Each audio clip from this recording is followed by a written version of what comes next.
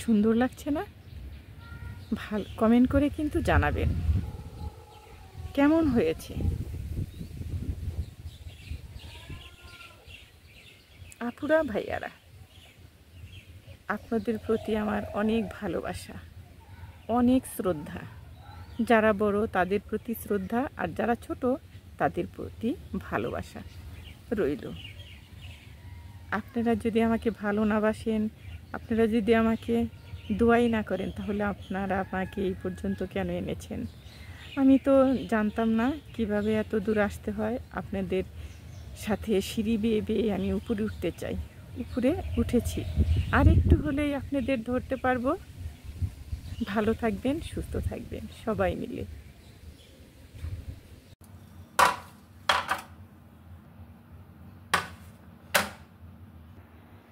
আজকে রান্না করব কই মাছ দিয়ে কচিমুখি ভালো করে কেটে ধুয়ে নিয়েছি। আমি সিদ্ধ করিনি, কাঁচাটাই কেটে নিয়েছি। আর কই মাছ বড় ছিল, মাঝখানে পিস করে নিয়েছি। আর পেঁয়াজ কেটে নিয়েছি, কাঁচামরিচ কেটে নিয়েছি। চলুন রান্না বসাবো।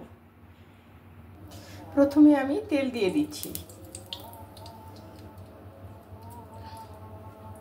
মাছ ভাজবো না, মাছ কষিয়ে নিব। দিয়ে দিচ্ছি পেঁয়াজ কুচি, দিয়ে দিচ্ছি কয়েকটা কাঁচামরিচ কেটে। এটা আমি ভালো করে বেরেস্তা করে নিব। এখানে দিচ্ছি মরিচ গুঁড়ো 1 চামচ, ধনে গুঁড়ো 1/2 চামচ, জিরে গুঁড়ো 1 চামচ, হলুদ গুঁড়ো 1 চামচ, লবণ স্বাদ মতো। মশলাটা আমি একটু কষিয়ে নিব। আমি এখানে একটু পানি অ্যাড করব, পেঁয়াজটা তাহলে পুড়ে যাবে।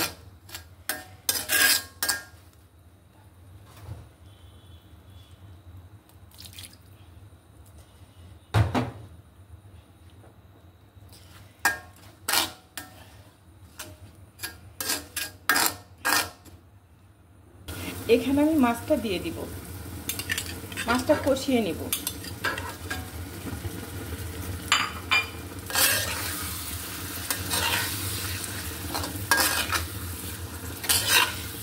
মশলাটা একটু বেশি দিয়েছি, কারণ আমি যে মশলাটা দিয়েছি, যে কচুমুখিটা আমি দিব, ওই মিটার মশলা আমি দিব না, মশলাটা অ্যাড করব না এখানে।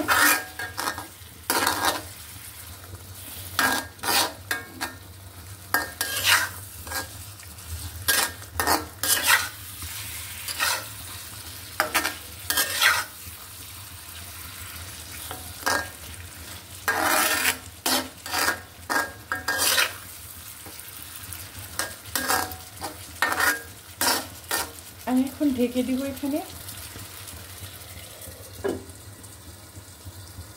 মাছটা কষানো হয়ে গেছে। আমি এখানে মাছটা সিদ্ধ হতে যতটুকু পানি লাগে অতটুকু দেব। এখন আমি ঢেকে দিব।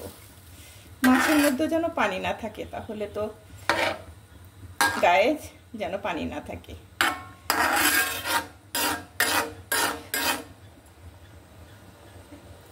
ঢেকে দিব।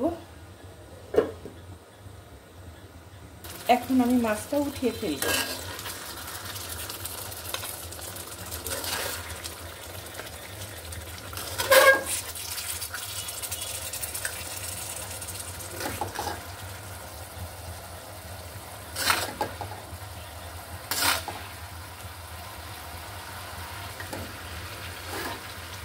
এখানে দিয়ে দিব আমি আলু, কচু।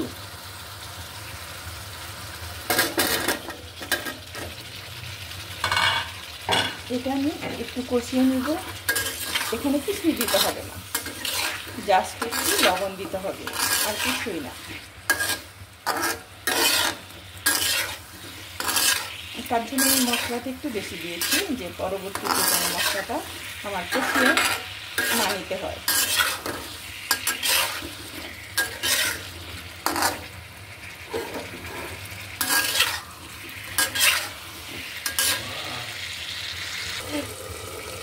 কষানো হয়ে গেছে। এখন আমি এখানে পানি পানি অ্যাড করব।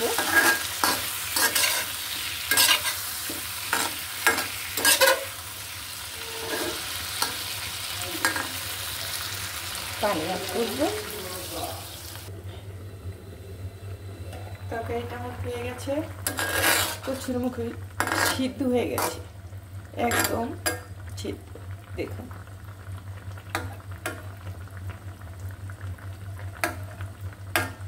এখন আমি মাছটা দিয়ে দিব।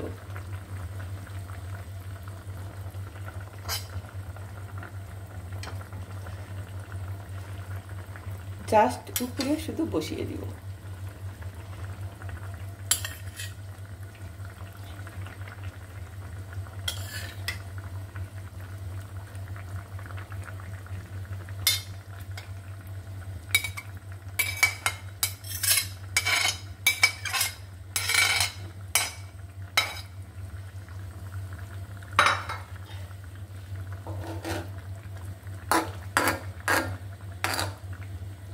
আমি আর একটু ঢেকে দিব।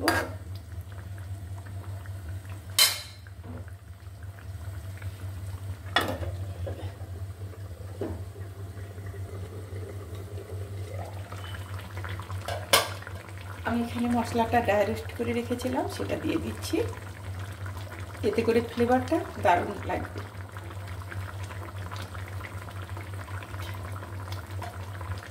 আর একটু ঢেকে দিব। হয়ে গেছে আমার তরকারিটা। এখন চুলাটা অফ করে ফেলবো।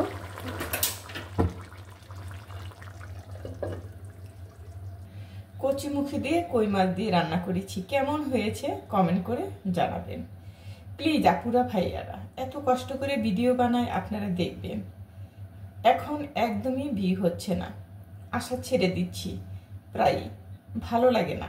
এত কষ্টের পর দিনের অর্ধেক দিন লাগে এই ভিডিওতেই, তারপরে তাহলে আমাদের সংসার, সন্তান, আমাদের জীবনের একটা আরাম আয়েশ কোনোটাই করতে পারি না। তাই আপনারা দয়া করে লাইক দিয়ে ভিডিওটা দেখবেন। ভালো থাকবেন, সুস্থ থাকবেন, সবার জন্য অজস্র দোয়া। আল্লাহ হাফিজ।